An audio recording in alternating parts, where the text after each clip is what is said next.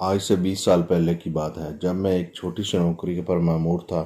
میری آمدنی کچھ زیادہ نہیں تھی، لیکن میں کچھ نہ کچھ پیسے جمع کر لیا کرتا تھا، اور جب میری جیب میں 400-500 روپے جمع ہو جاتے تھے تو میں اپنے بیوی بچوں کو لے کر اکثر ایک پارک میں جایا کرتا تھا، جہاں بچے کھیلتے کودتے بڑے خوش ہوتے اور ہم بھی خوشی محسوس کیا کرتے تھے۔ اس وقت اتنے پیسوں میں ہم اچھا کھانا بھی کھا لیا کرتے تھے، اور بچوں کے لیے بھی گول گپے، دہی بھلے اور اس طرح کی کافی چیزیں لے لیا کرتے تھے۔ ایک بار ایسا ہوا کہ تھوڑے تھوڑے کر کے میرے پاس 1500 روپے جمع ہو گئے، اور میں اپنے بیوی بچوں کو لے کر ڈنر پر گیا اور اچھا کھانا بھی آرڈر کیا۔ ہم کھانا کھانے میں مصروف تھے کہ ایک غبارے والا آ گیا۔ جیسا کہ آپ نے دیکھا ہوگا، اکثر پارک وغیرہ میں بہت سے لوگ جو چیزیں بیچ رہے ہوتے ہیں، اور اکثر بچوں کو جان بوجھ کر وہ چیزیں دکھاتے ہیں تاکہ بچے ضد کر لیں اور وہ چیزیں خرید لیں۔ اس طرح وہ غبارے والا بار بار میرے بچوں کے آگے غبارے کر رہا تھا۔ میں نے اس غبارے والے کو بلایا اور پوچھا، آپ کا نام کیا ہے؟ اس نے اپنا نام زاہد بتایا۔ میں نے اس سے پوچھا، یہ سارے غبارے کتنے کے ہیں؟ تو اس نے بولا 60 روپے کے ہیں سارے۔ میں نے اس سے وہ سارے غبارے خرید لیے۔ پھر میں نے اس سے پوچھا کہ آپ نے کبھی چھٹی کی ہے؟ اس نے بڑے افسردہ انداز میں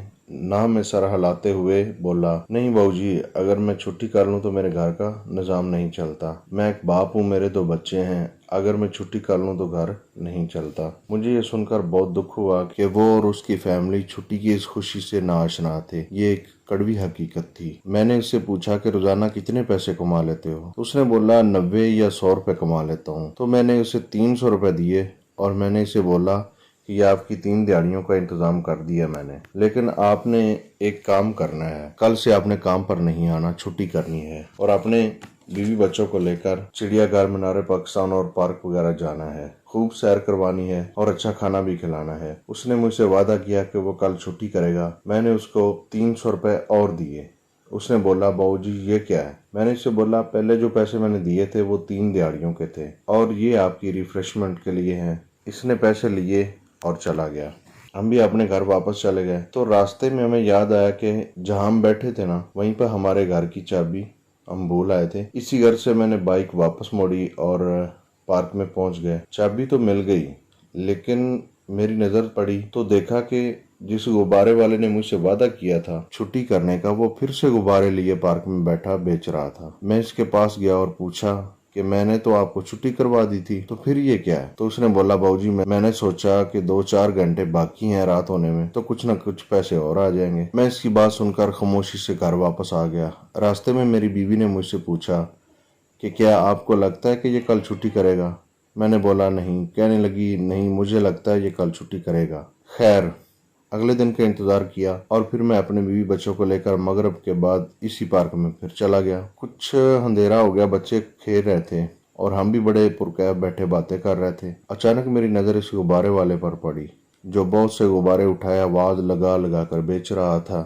دوستو، اس کی نظر مجھ پر پڑی تو دور سے ہی بھاگ گیا، مطلب اس نے چھٹی نہیں کی۔ اس کی مجبوریاں اس کو اس حقیقی خوشی سے آشنا ہونے نہیں دیتی جس کو چھٹی کہا جاتا ہے۔ اس کی وجہ یہ ہے کہ یہ ایک باپ ہے۔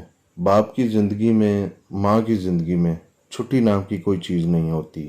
یہ الگ بات ہے کہ میری یہ کوشش اور کاوش ناکام رہی۔ میں اس کو چھٹی کے معنی اور مطلب سے آشنا کروانا چاہتا تھا۔ یہ الگ بات ہے کہ اس نے چھٹی نہیں کی۔ لیکن دوستوں، میں آپ کو ایک بات بتاؤں کہ باپ ایسا ہی ہوتا ہے، وہ میرا ہو، آپ کا ہو، یا وہ غبارے والا ہو، باپ چھٹی نہیں کرتا۔ باپ کی ہر لمحہ یہ خواہش ہوتی ہے کہ وہ اپنے بچوں کے لیے سہولتیں پیدا کرتا چلا جائے۔ نہیں تو آپ اپنے باپ کو ہی دیکھ لیجئے، آپ کو میری بات سمجھ آ جائے گی۔ اللہ ہمیں اپنے ماں باپ کی عزت و تکریم کرنے کی توفیق عطا فرمائے۔ آمین۔